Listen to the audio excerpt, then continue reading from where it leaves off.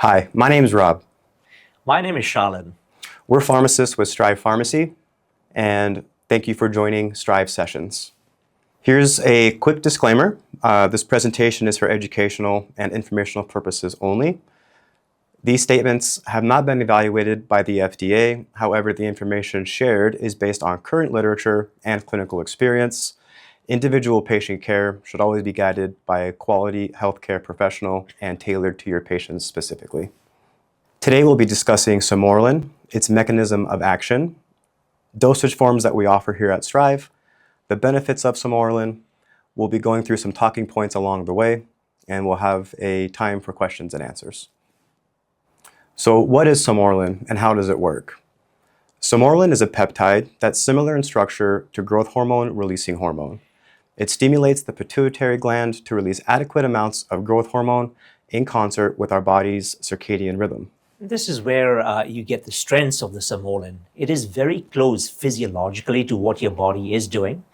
We want to differentiate it from growth hormone. This is very similar to the GHRH, which just tells your body to make the growth hormone, making it in just the right amount and to make it with pitch perfect timing in concert with the body's circadian rhythms. What's great about Sermorelin is that it follows our body's negative feedback loop. And what that means is that we will never release supraphysiological levels of growth hormone because our body will still be regulating how much growth hormone will be released. Sermorelin has a magnitude of benefits. With Sermorelin, we can see improved sleep, improved cardiac health, improved body composition, improved libido, improved bone mineral density. We'll see ATP synthesis and mitochondrial biogenesis, improved cognitive benefits, and improved insulin sensitivity. And these benefits are on a timeline basis. So Sermorelin is something that is generally taken for a long-term use, and the benefits that can be expected with Sermorelin are on a timeline basis, which are displayed here. So within the first couple of weeks, we might experience improved non-REM sleep and subtle boost in energy and alertness. Between weeks 3 and 6, we might see enhanced tissue repair and recovery, support improved cognition, increased collagen production and improved libido. Months 2 and beyond, we can see increased collagen and healthier skin and nails, improvement in cardiovascular health, improved insulin sensitivity. And then months 3 and beyond is when we can see these improved physical performance and ATP synthesis, mitochondrial biogenesis, increased bone mineral density, body composition, and then also sustaining all previous benefits found. One thing to note is that these response times may vary and it is individualized. It's just a great thing to point out, Rob, was patients need to have the right expectations. You don't see all the benefits on day one. Sermorelin's effects on the growth hormone are very closely tied to sleep, which is one thing that you will see first. And this is your non-REM sleep. It's not the dreaming sleep, it's the very restorative sleep. And this episodic release of growth hormone is part and parcel of how sleep mediates all its benefits. We just know from individuals who might have disrupted sleep during their working years, could be an airline flight pilot or something, when they are age 60, 65, they are at very increased risk of neurodegenerative diseases. And it is growth hormone that is doing much of this restorative work, like Rob mentioned, improvements to tissue repair, your gym workout and so forth. But it is much more profound than that. It's repairing the inside lining of your blood vessels, the endothelial lining. And with that, we see improved benefits with cognition, which is especially noticeable in older adults. And as time goes on, with 6 months and beyond, the number of benefits do tend to accumulate, and they tend to be very substantial. We think of growth hormone as the word growth is growth in kids, but it is remarkable that one hormone can have so many varied and interesting physiological effects on the human body. So this slide's going to compare Sermorelin versus exogenous growth hormone. There are some key differences here, which also drive Sermorelin's side effect profile, being minimal compared to what we would see maybe with exogenous growth hormone. So Sermorelin is a natural growth hormone production. What that means is, like I said before, Sermorelin is going to act internally to allow our own body to produce its own growth hormone, versus the synthetic growth hormone. It's going to be introducing an exogenous growth hormone, which essentially is going to suppress our body's endogenous system and suppress the pituitary function. We won't see a suppression of the pituitary with Sermorelin because its mechanism of action is actually using our body's own system to produce growth hormone. That being said, exogenous growth hormone is going to raise IGF-1 synthetically, whereas Sermorelin is going to raise IGF-1 naturally. And because of this, we do have a minimal side effect profile with Sermorelin, just because we don't have this dose-dependent side effect profile that we might see with exogenous growth hormone. Yes, all excellent points. And one thing to keep in mind is that whereas exogenous growth hormone can really disrupt feedback mechanisms, the body's pituitary gland is controlling a lot of feedback loops, hormonal feedback loops. These could be involving glucagon and ghrelin and leptin and TSH, and they all sort of like interact with each other. Sermorelin is remarkable in that it doesn't disrupt any of these things. Another thing is that, as Rob mentioned, that there's no pituitary suppression. Actually, it's even better than that. The Sermorelin is known to directly improve something called pituitary reserve. As we get older, our muscles and our bones, they get a little creaky, they don't work as well. Unfortunately, that's happening to some of the most essential glands in our body system. The pituitary stops responding as well to input signals coming into it. So Sermorelin is actually helping to preserve some of that pituitary reserve in older adults.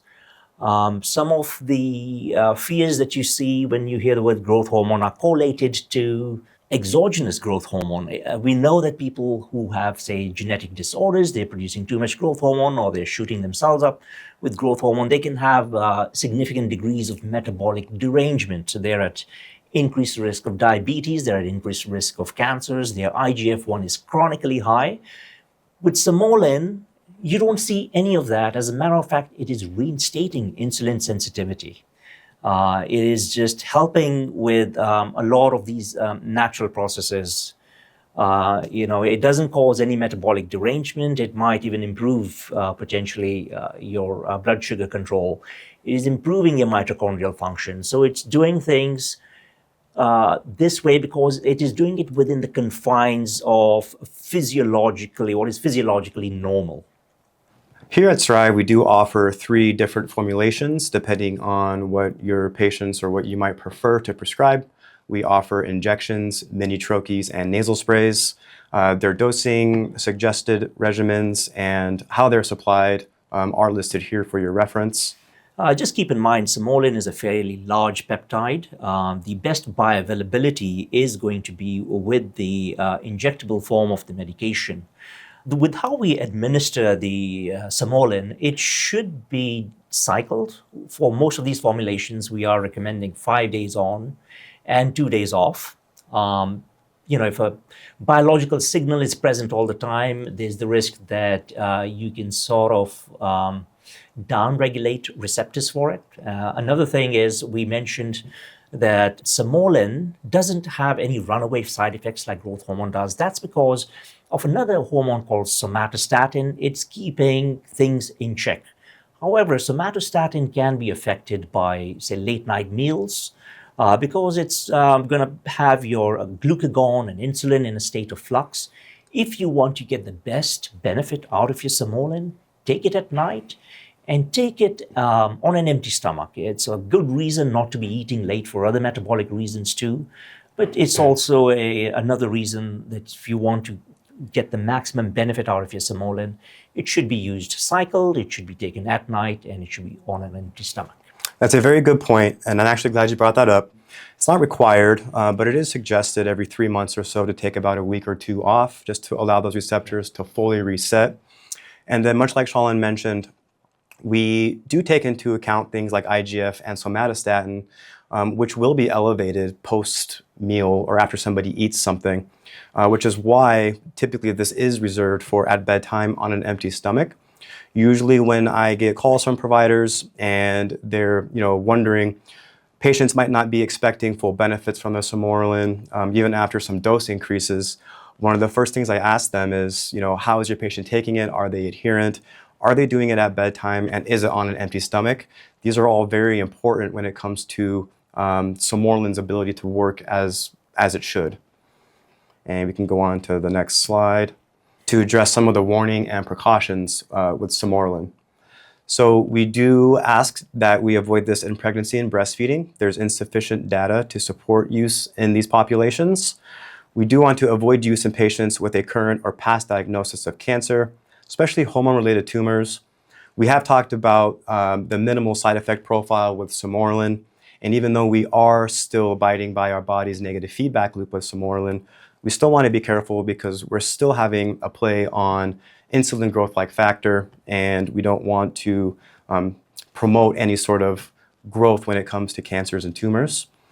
And something to note, it's not a contraindication, but patients with chronically elevated IGF-1 levels might not have the full benefits that they would otherwise with Sermorelin.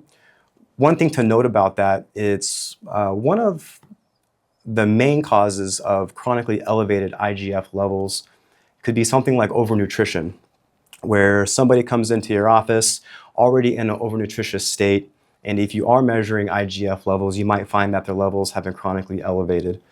A lot of these patient populations are seeking lifestyle modifications or improvement in their lifestyle, in addition to weight loss. Once they start integrating that part into their life, whether it's through a caloric deficit or exercising or diet changes, those IGF levels may start to dip again, and that's when Sermorelin may be able to provide its full benefits at that time. It's a very good point that Rob makes, that IGF-1 should not be chronically high, but it is absolutely essential for driving mTOR and its benefits in musculoskeletal health.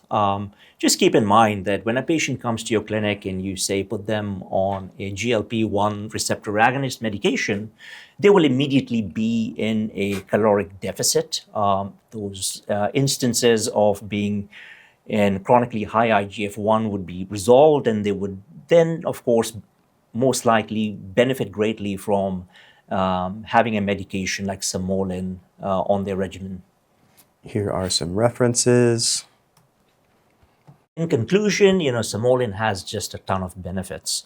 It can be used by anyone. The way to think about Sermorelin's effects on the bodies is it is not doing anything crazy where it's going to turn you into Frankenstein. Think of it that the episodic growth hormone release sort of reinstates patterns like the way you were when you were a little bit younger. If you were 55, perhaps when you're in your 40s, and if you're in your 60s, perhaps when you're in your 50s. So everything is still within the physiologic norms. It is boosting the Sermorelin, but it is doing so in a gentle fashion, and that's actually an advantage to anti-aging benefits in people like you and I. For that very reason, it's a very good adjunct to a lot of other conditions.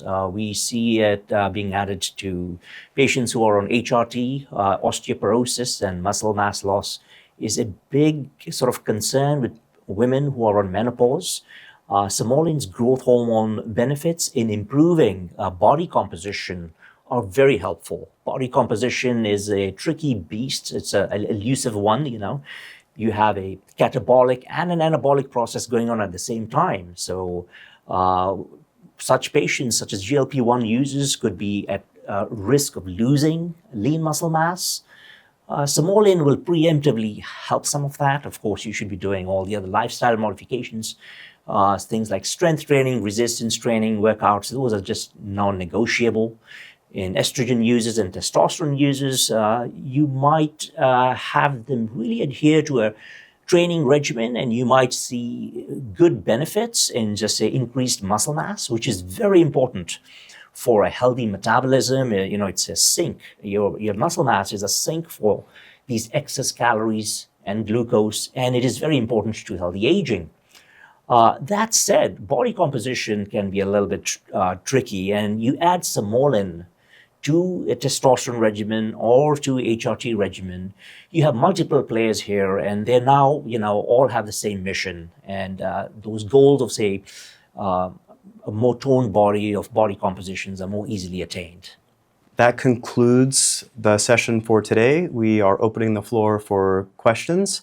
If you have any questions that don't get answered, please feel free to reach out to your Strive sales rep, and we can make sure that we get those addressed. Thank you. Thank you.